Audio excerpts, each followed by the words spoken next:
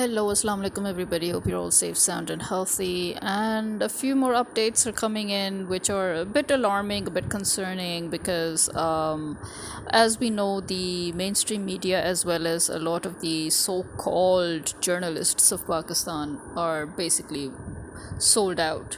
And so the news that they are giving and the news that they're trying to spread on social media also is basically all false and fabricated. Because of that, you might have noticed that despite the fact that the American Pakistanis or Pakistani American community uh, have been overwhelmingly protesting against this whole injustice that has taken place, since May through till date. So they had a huge protest in May, and then they had another one in March. They had a huge protest in March, and then they had another huge one in May, and then now they're having another extremely huge protest in New York City, where they are showing their solidarity and support for Imran Khan. And it is known to have been even larger than the last two protests, from what I've gathered. But you will see that when you try to do a search for it in using Pakistani search portals, you will not find uh, this latest protest. And even if you try to search it on YouTube, it's with great difficulty that you will get it, even though it is actually quite viral. But depending on which portal you're using, it can be quite difficult to find it.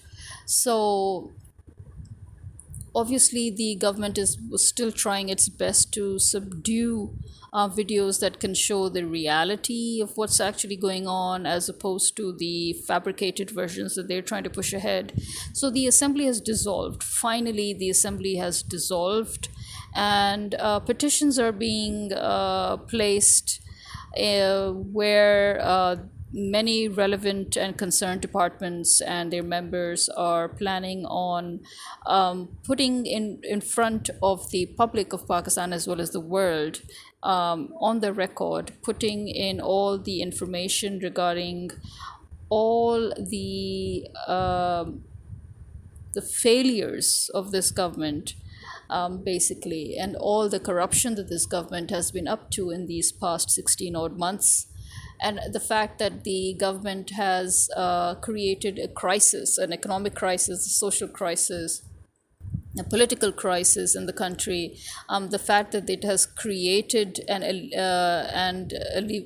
has basically created an artificial shortage of basic food items. It has increased prices of petrol and gas and subsidized items, and it has also made life more difficult for the poor, while constantly taxing us, but using all that money on their visits and their tours that they're taking their friends and family with them abroad. As we know, that is what they've always been doing even before, and they're still at it, using our money. And the fact that they are deliberately pushing Pakistan towards poverty and towards default, that is also going to be discussed and is going to be put forward in front of the public. But let's see how much they'll actually manage to do. At the moment, it is at its petitional stage. Now, moving from there, the second most alarming situation right now is that, as we know, Imran Khan is in jail, and the whole process, the whole trial was illegal. But the fact that the government has been dissolved, and that we basically don't have a government anymore, and elections are due. But Shahbaz Sharif is trying to stall his own removal. Technically, he should be out as well, but he's still there. He's still sitting as prime minister, allegedly waiting until a caretaker prime minister takes his place. And we all know that when a caretaker government comes, it's going to be their own people again. And we can see that. We can see that how? Because the police is still under orders, and the police is still politicized, and the police is still listening to Shabazz Sharif's orders instead of following the court's orders. Contempt of court has been cited on them twice. At least it's been filed by the lawyers of Imran Khan for refusing to let them to meet him, despite the fact that the Islamabad High Court issued the orders that his lawyers meet him, because there are other cases that have been um, that are still ongoing. And obviously this is a tactic by the illegal government, because after all, finally they have pushed him into jail, and now they're going to make sure that that all his other cases get disrupted while he's in jail, so that he doesn't get bail. And that is exactly what is happening. Two cases of his have already been heard at court, and in both cases he was refused bail. On his behalf, it's basically his wife who's also going on his behalf, because she has always accompanied him even when he went for interrogations and investigations, and he also accompanied her when she was pulled in for interrogations and investigations. But now she has to do it alone, and she's doing it alone.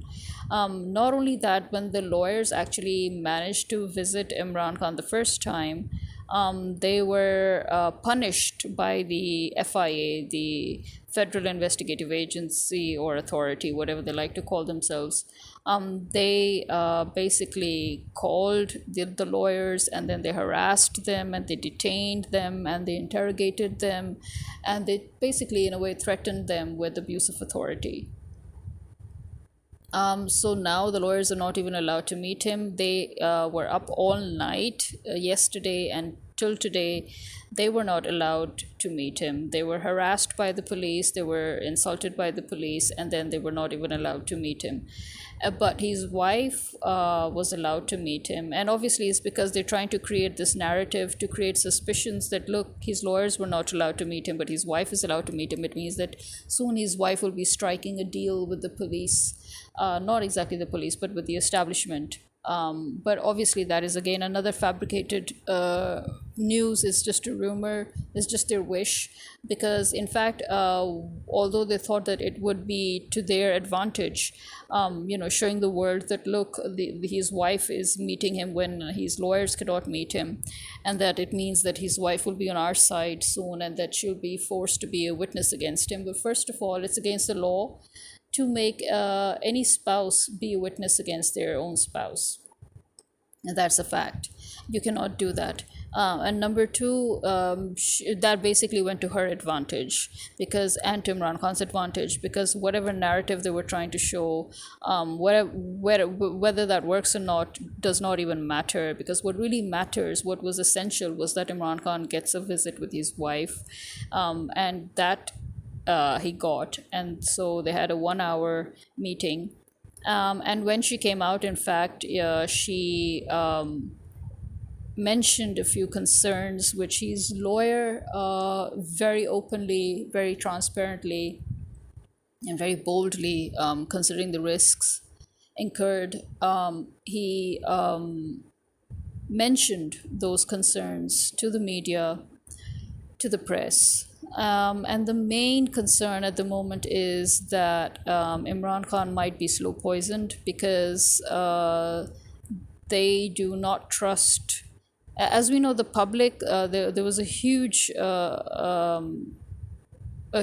number of people outside the jail on the very day that he was imprisoned, and those people were basically trying to send him food. Okay, first of all, people, you do realize that he is being imprisoned there. That means that nobody is going to give him any facilities or anything, because right now their whole point is to eliminate him and to terminate him. What the heck made you think that they're going to give him food that you're sending? I understand the sentiments, but you know what? The enemies have ended up eating all that food. The police officers ended up eating all that food that the public kept sending for Imran Khan. And his own wife is not allowed to send him food, even though, again, let us remember that when the other political members of parties were imprisoned, like Nawaz Sharif, Shehbaz Sharif, and Mariam and Zardari and all. They were never actually put in the cell. They were put into some sort of a guest house, and their servants were coming and going, and they were getting lavish foods, and they were ordering foods, and they had their mobiles, and they had somebody to give them new clothes every time, and to wash their clothes, and to iron their clothes. And they had all these facilities, and they had home cooked meals. But Imran Khan is in every aspect a prisoner. So he is being, they think that they are psychologically going to break him, but more fools they to even think that he would rather die than break. And so that's their second choice, that okay, if he doesn't break, at least he'll die. So they're basically, his wife and lawyer have both mentioned their concerns regarding the food that is being given to him by the police force, and that he's being slowly poisoned. So that is a major concern right now for the public of Pakistan and for the overseas Pakistanis. As we all know, and he, we, I mean, this is not a secret. This is something that Imran Khan has talked about many times, and this is something that the public has talked about many times, and that is that Imran Khan's, is his life being at risk. So we have that going on, and at the same time, we've got the whole bar association that is, pretty much angry at Dilaver, that pseudo judge, who just had a pseudo trial and gave out a pseudo sentencing and then ran off to England. And University of Hull was now obliged to apologize in its own way. I guess I can take it as an apology, although that was not an apology. They were basically trying to wash their hands off of it, and they were like, he was sent by Pakistan by the Pakistani government. As a representative, and we did not invite him. The point is, you could have refused, you know. I mean, you must have known why he suddenly ran off to England, why the government sent him off to England. You knew it. It's impossible for you to say that you were not aware of it. Again, what kind of a university, what kind of a department are you running when you're not even aware of the fact that you are allowing somebody into your university to talk to the students about human rights violations, who, after just violating a human right himself, and after staging a farcical trial in which he was a biased judge and giving biased sentences, and then running away. Because right now he's basically wanted by the public of Pakistan, and so he was just, he was just made to run away. He just fled the country, and you are actually saying that you didn't know that. Come on, you should have just said that, sorry, but we cannot accept this person as a guest to speak in a seminar, when he's dubious. His occupation, his decisions, everything about him is pretty dubious and suspicious, and he's not got a good reputation, and we would rather not have him. So the fact that you accepted him, that to me is just as bad. So I don't think that you are actually in any position to blame the Pakistani government for sending him and saying and pleading ignorance. That is the most stupid thing I've ever heard. So, putting all that in as a case in point, we right now have Pakistanis protesting all over the world. Their numbers are increasing. The force is increasing. The force of protest is increasing. Pakistanis within Pakistan are protesting, although the government is trying to tell the foreign media that there is no real protest and there's no real movement. But no, there is. But people are basically mostly swearing at the government and at America and at the establishment, at the army online. You can find that jam packed. But in real life, also people are protesting. And people, as I said, had already flooded the area where in Attak, where Imran Khan was imprisoned, is imprisoned, and it's just that to stop the people from flooding in, the police basically blocked off the whole road, and they put heavy blocks, and they basically put more security. They added more security. They added more force to stop people from coming in anywhere near the vicinity. So there's that. So there's a huge blockage there, which has kind of stopped people from reaching right, right at the gate of the premises. And at the same time, there is another huge concern, and that is that obviously this government is not going to allow the elections to take place. And since the government is also saying that they are not going to work on the 2023 census, they are basically going to go way back to 2017, because that would make it easy for them to rig the elections. That is another huge concern.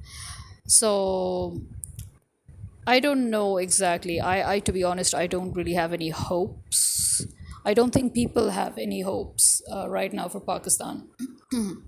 But I also know that the worse the situation gets, the more anti-American people are going to get. The more America is now going to suffer hugely in its relationship with Pakistan. Not just Pakistan. If it suffers in its relationship with Pakistan, then all the other Muslim countries, they will also start cutting ties uh, with America, and America will suffer a huge backlash. It's America's own doom that America's courting by this huge interference in Pakistan and with the Pakistani government and the establishment, and the fact that the American establishment and Pakistani establishment are working together to commit treason against their own countries and against each other's countries. I don't know how far that's going to go, because yes, the American public is right now suffering because the American establishment is no friend of theirs either. But this is like, a century old plan, a century old blueprint that the American establishment is finally bringing to fruition. And in our case, it is almost a century old, again, blueprint that is being brought to fruition of treason. So let's see what happens. This is me signing out. Khuda Hafiz.